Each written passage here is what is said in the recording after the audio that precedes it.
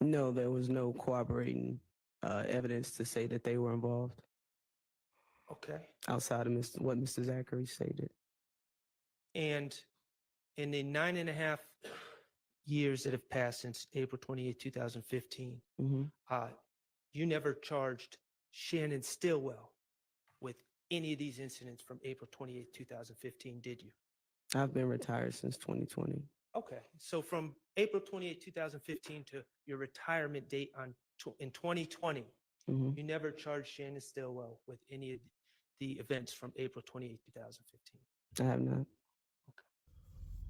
So we believe at that point it started getting contentious because it seemed as though, from what the visionaries had uncovered, was that she started to get a lot of disdain for Matt Shardt. And on top of that, we have the question of when and where did it start and how did this come about? And did Matt Shardt actually wrong her, or did she actually wrong him? And the premise of Matt Shart's questioning for yesterday was essentially this: Lil D is a liar. Your investigation was not thorough, at times improper. You befriended an individual by giving your number away. And on top of that, let's be fair, square, obvious, and honest. You thought you were smarter than them. You knew that he was playing you, so you had to play him. It's a game of cat and mouse. So let's jump back to 5 months ago. At some point down the line, you may be asked to testify about events, correct? Correct. And one of the purposes of reports is so you have the facts and details down when they're fresh in your mind so you can refer back later on. Correct? Yes. Okay. And in these reports, you want to put as many details as possible, correct? Yes. And you want details and you also want accuracy, correct? Yes. All right. And you've been trained to write reports. Yes. All right. And you do write reports as part of your job, or you did when you were with APD. I did. Okay. And that's expected of you as an APD officer, correct? To write a report regarding a specific Write incident, or are we reports talking generally. about investigations? To write reports to accurately memorialize your investigations. Yes. Okay. All right.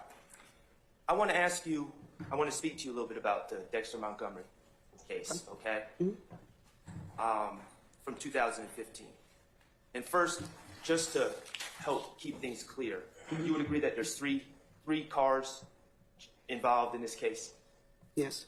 All right. I'm going to refer to the blue car, and that would be the car that Dexter Montgomery was in, correct? The victim's vehicle? Okay. Is it The blue victim's car? vehicle. What would you like to refer to that vehicle as? The victim's vehicle. Okay, well, I'm going to use a descriptive color. So Okay. what color car is that? Okay. Yeah, no, that's fine. All right. I was making sure we're talking about the same vehicle, the victim's vehicle that you're speaking about. Okay. Blue one. Silver Pontiac. Okay.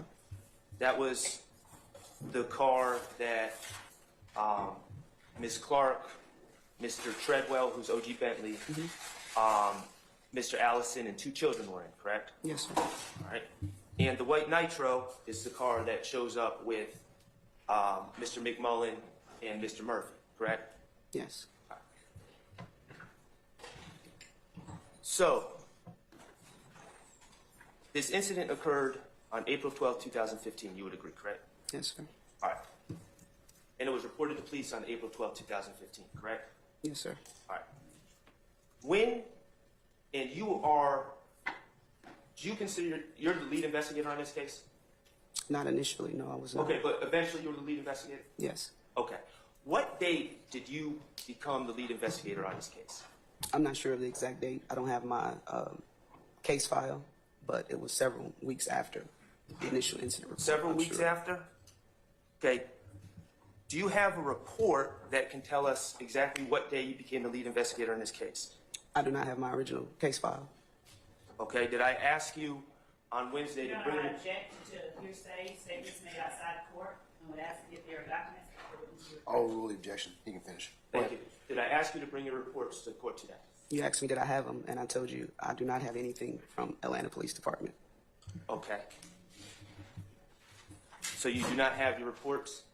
I've already answered that, sir. Okay. And you cannot tell us the date that you became lead investigator on this case? The exact date? No, it was at least 3. It was less than a month, but it was roughly 3 to 4 weeks from the time the incident occurred.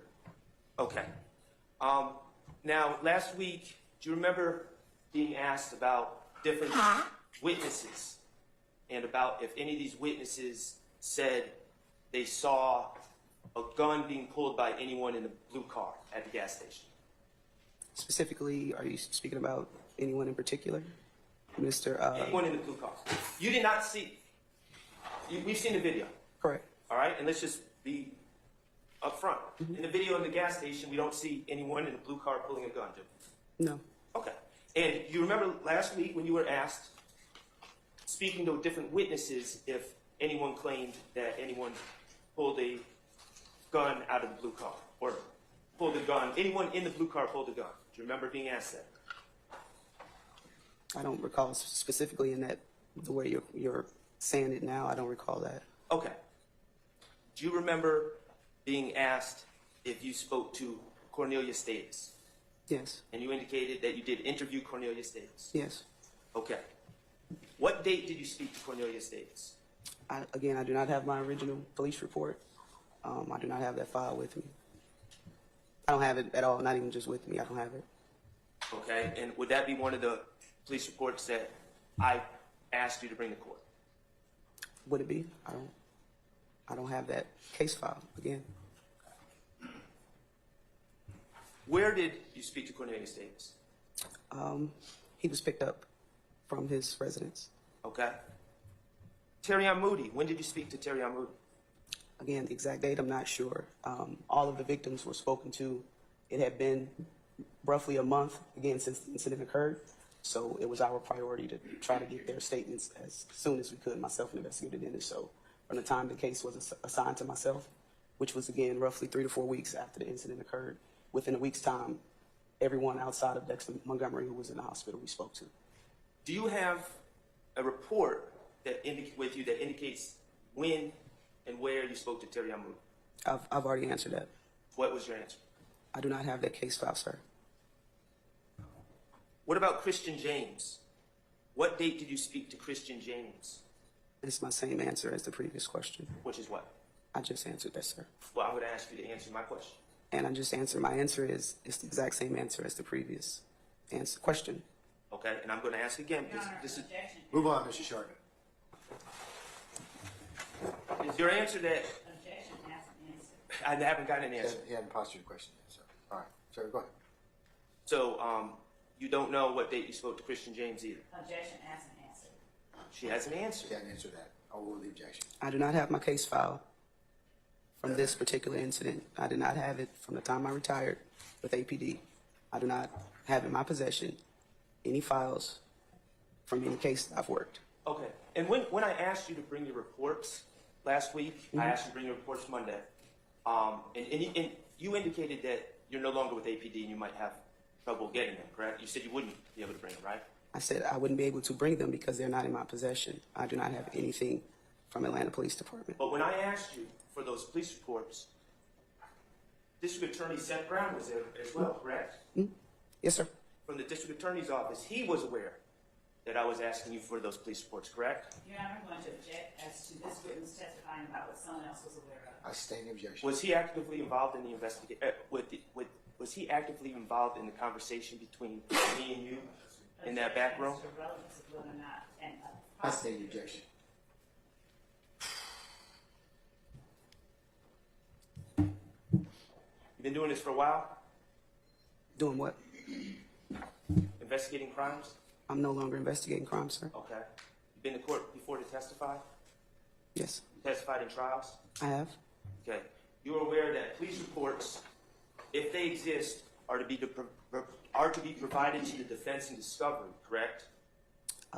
If I have a police report, I'll give it to the district attorney's office, and I would assume they would transfer it over to you. Okay. And you don't have these police reports indicating the work that you say you did Your Honor, objection. from 2015? I'll sustain the objection.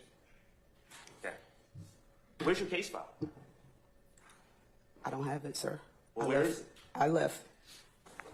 When I retired from the Atlanta Police Department, I believe it was August 2020, I left everything regarding Atlanta Police Department at the Atlanta Police Department on the 5th floor where our officers work. That included all of my case files, all of my uniforms, all of my equipment. I do not own anything but my Atlanta Police badges I accumulated over the years. That is all I own. Who did you leave them with? Sir, I just answered that question, sir. You said you left them on the 5th floor. Whom did you leave them with? I left them in our offices on the 5th floor in a file cabinet. We are not allowed to take our case files with us once you retire. I have no purpose for them. I got a theory. Bear with me here. If you're doing notes in 2015 and we constantly see you writing down everything, right? And it's all on paper, it's all documented, and it looks like these are files and folders and stuff like that, and everything that you would use for writing things down. You have all of that written down. And one day you decide that your services should be better compensated because you've been doing awesome police work, awesome investigative work, community outreach, and heavily decorated in awards. And then you want to show how great you are. But in the midst of you showing how great you are, you have to show that people and organizations will not be as great as they are if you weren't there. So you decide to press a hard line and say, you know what?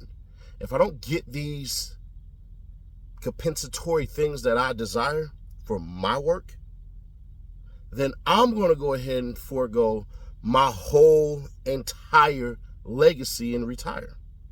You will no longer get what it is that I'm very good at. Ain't going to happen no more. Now, let's say that happened. Would you, A, let them keep all your hard work? Or B, destroy your hard work and let them just deal with it off the copies? I'm going to go with A. What y'all going with? I think Lakeitha Gaither turned around and destroyed those files. Now, I have no proof. This is just a theory of mine, so take it with a grain of salt. This is just theory. I'm not saying this is true. I'm saying this is what I believe happened due to somebody who decided that when the summertime came, and we all know crime goes up in the summer, the youth ain't got nothing to do. Some of these individuals is trash as hell, so they getting let out and they misleading the youth. And during that, your lead investigator with gangs decided to get with another lead investigator of gangs and say, we getting the hell out of here if they don't give us our money, which is exactly what happened. So, that's what I believe happened. She doesn't like Shardt because Shardt is playing mental gymnastics with her. She thinks as she's giving her answer that when he puts his head down, that he's basically and essentially ignoring her. When I don't think of it that way, I'm looking at him looking at his notes, because typically when you're looking at something, something will spark in your brain and make you go, oh. So if you notice when Shardt is reading a lot, well, when he's crossing and stuff, his eyebrows are raised, and then he'll damn near interject when somebody is still talking. Bad habit of his. So it is what it is. She doesn't like him because, in my opinion, from what we've seen, she's not that good. She's not. She's not. You're from Chicago, and you said you know gangs and hierarchy and all that shit, right? And when something happens that basically rocks the infrastructure, something has to happen to them individuals. Now, Ms. Gaither, I'm going to be honest. If you were in gangs like you say you were, you know that shit died out a long time ago. Now, in LA County, that happens. It's called DPs. This is why houses don't get shot up and stuff like that anymore. It's a rarity. If you shoot up a house, You know, you damn near do get DP for that. But what I will say is this. You full of shit. Just because some of your family was around some gangs and they were doing their thing, you are female. And granted, you probably was running around on a tomboy era kind of thing and probably hanging out with the boys and roughhousing them and stuff like that. But the way in which you look, I get it. The camera adds like 20 pounds. If you were like that, your ass would 100% have been in shape during that whole entire time. I think you probably have a knack for certain things, but when a snitch is looking for you to tell you information and you already have stuff, it's on you to sit up here and just basically ping pong with them. And that's exactly what you did.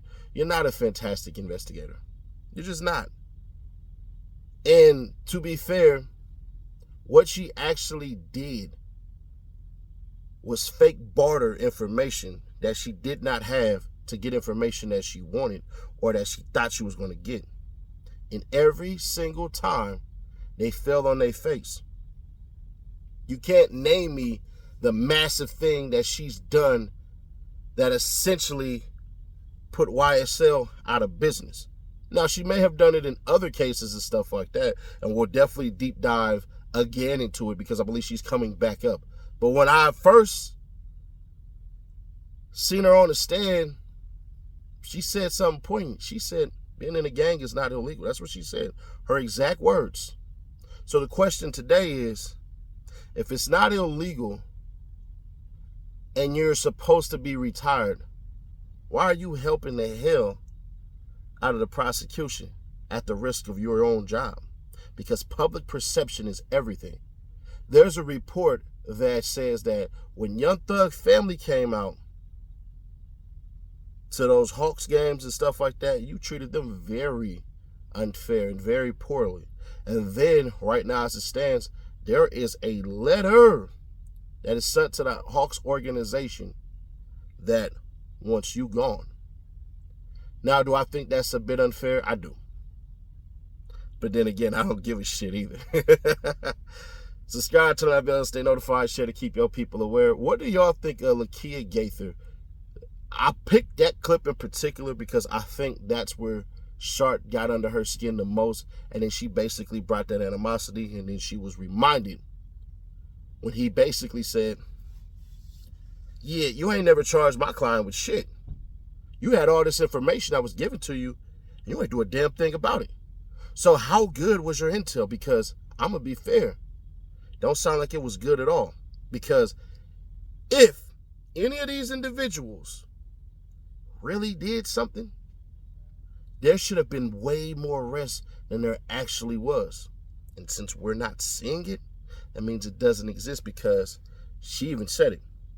They're going to lie. They're trying to go for their best self-interest. And we got to decipher between what's true and what's real. See, it's like this.